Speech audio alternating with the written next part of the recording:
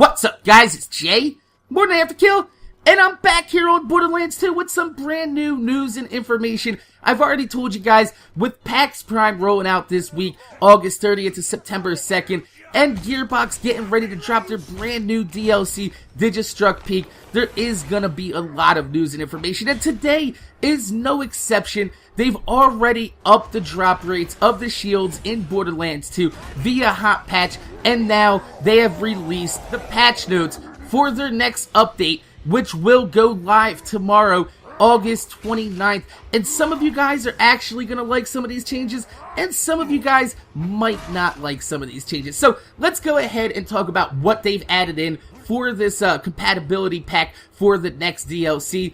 We have one additional ammo upgrade for each ammo type, which is going to cost 100 iridium per upgrade. And also, we're going to get 2 more backpack storage space upgrades and 2 more bank storage space upgrades, which each upgrade costs 150 and 200 iridium.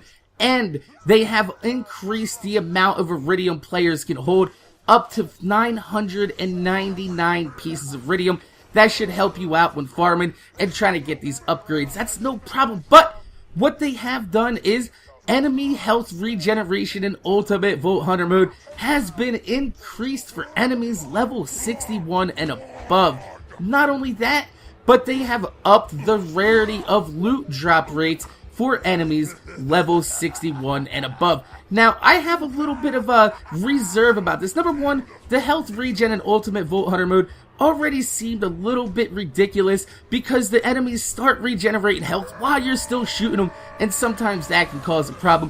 But not only that, but this might alienate a group of players that aren't going to go above level 61 or don't have the money for the extra 11 levels for Digistruct Peak to go ahead and get these extra drop rates. I feel like this update might split the player base of Borderlands 2 and might turn off a lot of the casual players. So let's go ahead and talk about some of the other things that they fixed in the game. They have removed the lockout for all the bosses 100% completely.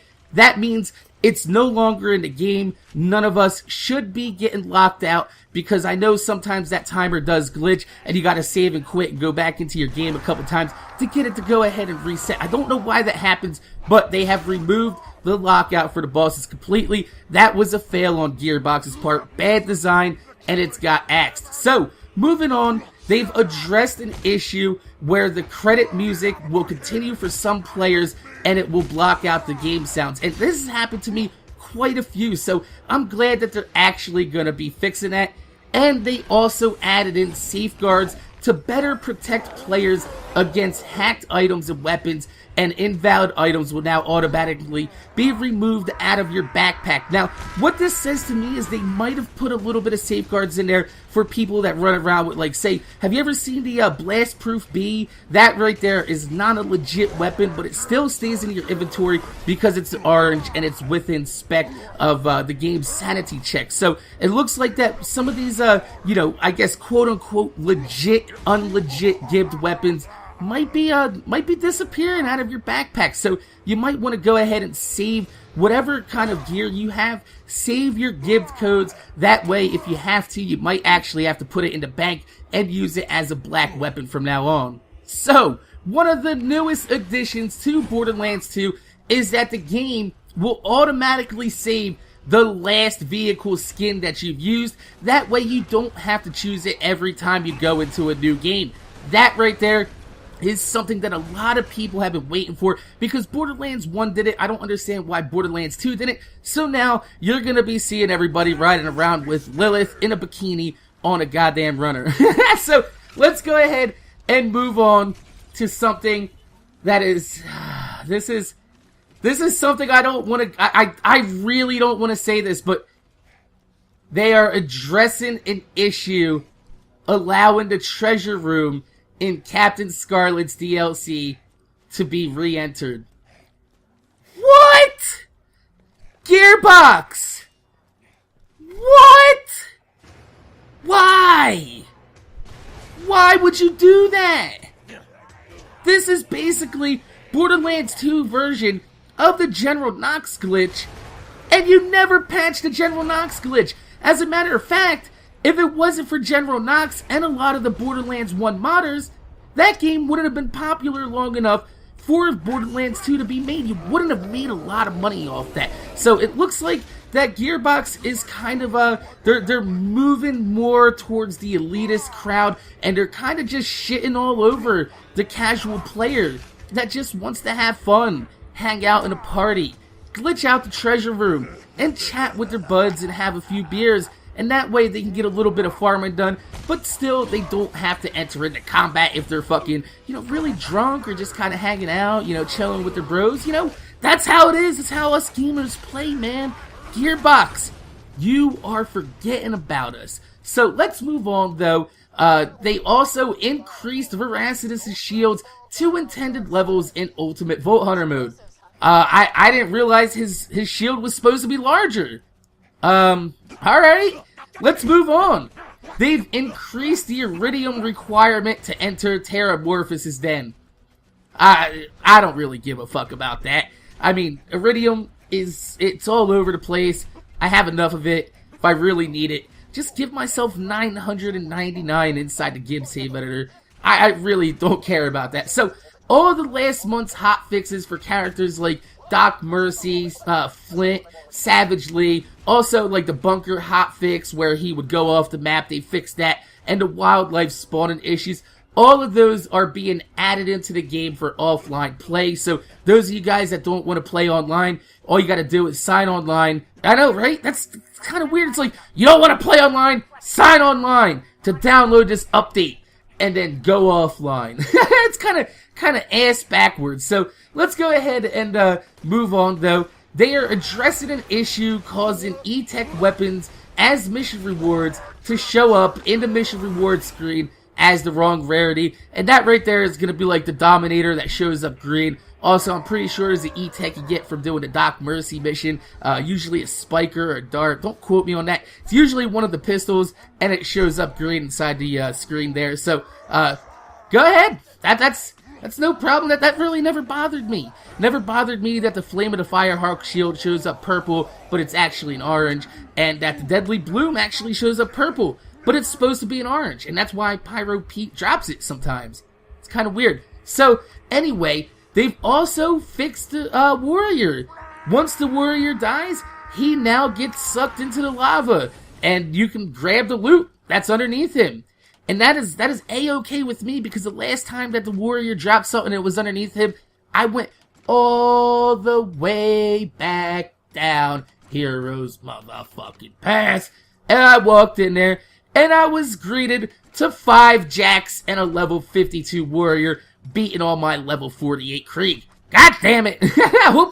Hopefully they fix some of Jack's problems too, because I have seen Jack go invincible. I have seen Jack respawn multiple times. I mean, I've seen him go buck wild and start shooting lasers out of his arm, and while he's invincible. So, hopefully they do something about that. But they've also addressed an issue that could cause the keep rolling. That's a Limp Bizkit reference, by the way. That achievement in the Tiny Tina DLC, when you roll a 20 on the box, sometimes it wouldn't unlock the achievement for you. They've now fixed that. And also in the Tiny Tina DLC, they've addressed an issue where the good, quote-unquote, the good class mods would be detrimental to reloads. That's like, one of the class mods in Tiny Tina's DLC would actually make your reload go slower instead of boosting it.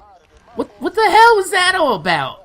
Like, that's something that should have been fixed before the goddamn DLC came out, Gearbox. You don't test your shit right. So, anyway, they've also made the Pot of Gold shield to drop items correctly when the player is damaged while wearing it. Because, we don't need a respawnable Bagman to go ahead and farm for this shield. No, we're supposed to just get it maybe if we're lucky. They really need to fix that, where Bagman needs to be a farmable character instead of just a one-time player that we see inside the game, and he might have a chance to drop his Pot of Gold shield. I've never seen it. I've never seen it in-game, and I think that was kind of wasted time right there when you could have made him respawnable, goddammit. So, Anyway, they've also removed some challenges out of the badass challenges for Psycho players because he's not able to get blown on top of the, I forget what that is, the piggy motel or some shit. It's like fly, piggy, fly. He's not able to do that because Krieg has larger mass and he has less knockback than the other characters. It's the reason Krieg can't grenade jump or get up to Doc Mercy from using the geysers. So they've removed that challenge altogether out of the game for the Psycho, which, you know, that's fair. That's fair. They've also fixed an issue where the Gunzerker could glitch his weapons into one hand and they would merge after he's done Gunzerking. Baru's already done a video on that, and they fixed that because you can obtain huge amounts of damage by taking a crit fibber and merging it with another goddamn gun and gaining that, all while still having one gun in your hand and still be able to stack another gun into your offhand. So that's a good thing. I'm glad that they fixed that.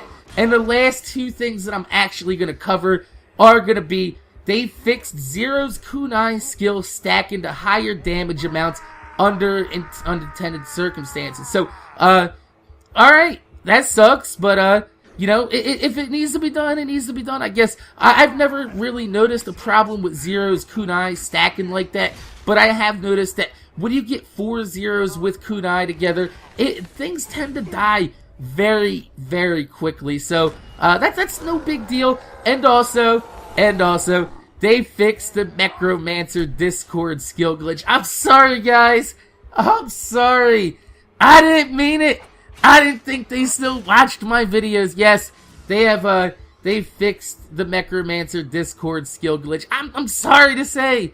I'm sorry. But how else would you guys known about it if I didn't tell you? How was I gonna get the word out? I can't magically beam this shit to your head, man. So, anyway, these are pretty much the most important things that are gonna be inside this hot patch. I will put a link down below taking you to Gearbox's website, and you can take a look at all the rest of the hot patches for yourself. But this is the biggest news right here, that basically they've fixed the treasure room, and I'm not happy with that. I'm not happy with that at all, Gearbox.